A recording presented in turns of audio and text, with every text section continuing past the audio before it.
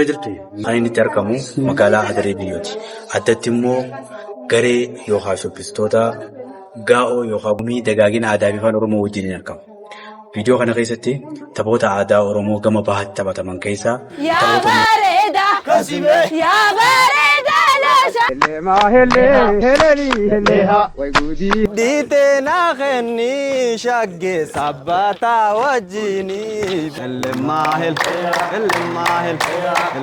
taphoota muraasa kan isin biraan geenyu ta'a. Haga xumuraatti daawwachuudhaan nu faana tura. Yoo balaa asiin gadi dirree mukni jirre taraata namalee yoo isin nu mootan anaan naman jirre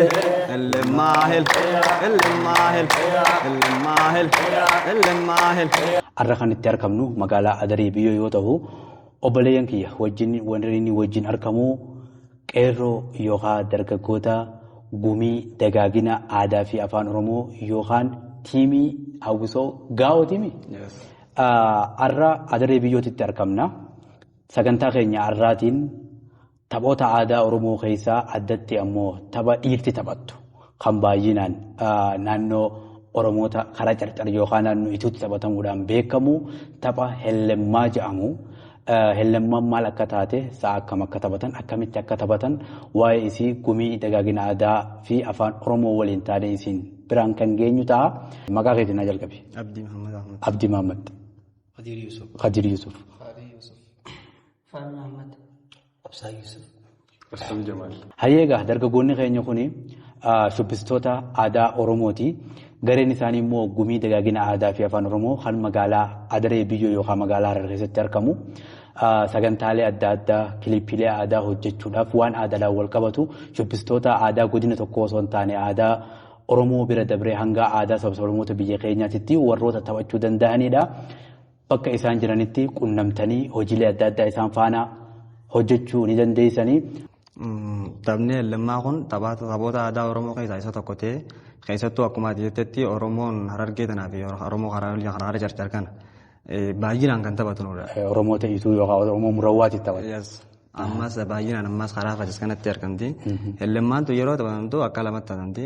Tan manguddoonni taphatanii ni jirti. Tan akkasumatti dardarree taphatu ni jira. Gizee akka balachuu gizee akka walgahii fa'aa walitti dhufanii dardarree taphata. Manguddoonni akkasumatti waliin bohaarsuudhaaf jechuudha. Taphatanii jechuudha. Isiin tun gizee taphatan ammas akkaataa lamatti taphatamti. Har'a biraatiinis taphnis jechuudha. Fakkeenyaaf amma gizee taphatanii harka kana akkatti baasanii jira. Yoo nan duuba ta'e yoo kan fakkeenyaaf tarreen tun warra duubaa taate tarreen tun immoo warra keessaa taate taphatamti jechuudha. Gizee tapha kana taphatan jechuudha. Yoo kan duubaa taate harka kan amma fakkeenyaaf an akkana godhee inni asiin fidi taate yoo an duuba ta'e anaatu isa nyaate jechuudha. Siirra aane jechuudha. Naaturra aane jechuudha. Yoo inni garuu keessa kan ta'u ta'e an akkana godhee inni harka kan fidee asii yoo baase taate isaan na nyaate jechuudha. Amma dorgommii jechuudha. Mallattoon mo'achuudha maali? Mallattoon mo'achuu keessaa fi duuba jaaniiti inni gama duuba gama alaa aanetu injifate jechuudha. Amma nama sadii asiin sadii jaami tokko walitti taphatan jechuudha. Tokko walitti taphatan. Taphni kun hellemmaadha. Gumiin dagaagina aadaa fi afaan Oromooti. Hayyee tapha hellemmaa jalqaba. Asiin gadi dirree mukni jirre taraata namalee yoo isin nu mootan anaan naman jirre hellemmaa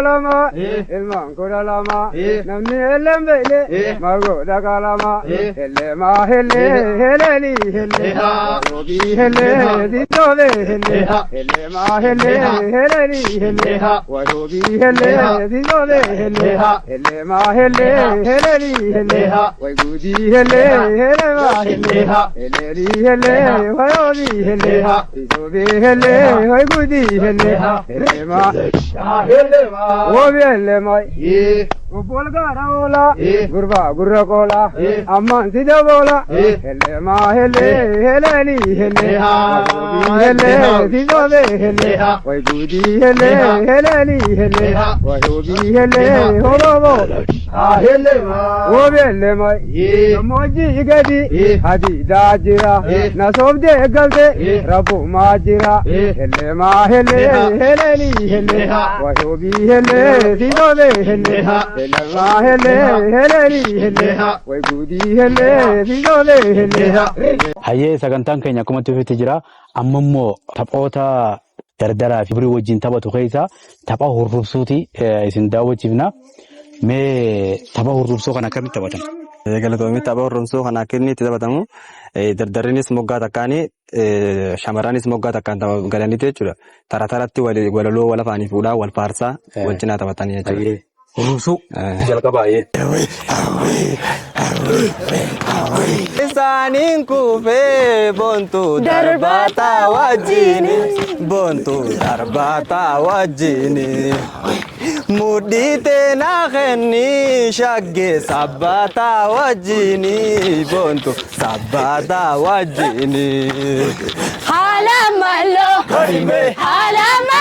shaggee haala maloo yaa bareeda yaa bareeda loo shaabran kalloo askoomee bada jaalalloo haala maloo marimee haala maloo shaggee haala maloo yaa bareedu kasimee yaa bareedu loo shaabran kalloo askoomee bada jaalalloo gurraachi jileedhaay boonaa diimaanii lilliidhaay boonaa diimaanii lilliidhaa si jaalachuu malee boonaa si jibbuun diiliidhaay boonaa si jibbuun diiliidhaa haala malloo shaggee haala malloo yaa bareeda loo shaafran kalloo askoomee bada jaalalloo haala maloo marimee haala maloo shaggee haala maloo yaa bareedu kasimee yaa bareedu loo shaabran kalloo askoomee bada jaalalloo. boonaa mangadii boonaa gurraacha guranii boonaa gurraacha guranii aduu guulee kanaay boonaa eessaasi kuulanii boonaa eessaasi kuulanii haala malloo shaggee haala malloo yaa bareeda loo shaabran kalloo askoomee bada jaalalloo. Urjii takka jira boontuu tamma karraa teessu boontuu tamma karraa teessu. Si fakkaatti malee gashti takkallee singeessu boontuu takkallee singeessu. Haala malloo shaggee haala malloo yaa bareedu yaa bareedu shaggee abraan kalloo askoomee bada jaalalloo. haala malloo shaggee haala malloo yaa bareeda loo shaabran kalloo askoomee bada jaalalloo haala malloo shaggee abraan kalloo yaa bareedu kasimee yaa bareedu shaggee abraan kalloo askoomee bada jaalalloo. haala malloo shaggee haala malloo yaa bareeda loo shaabran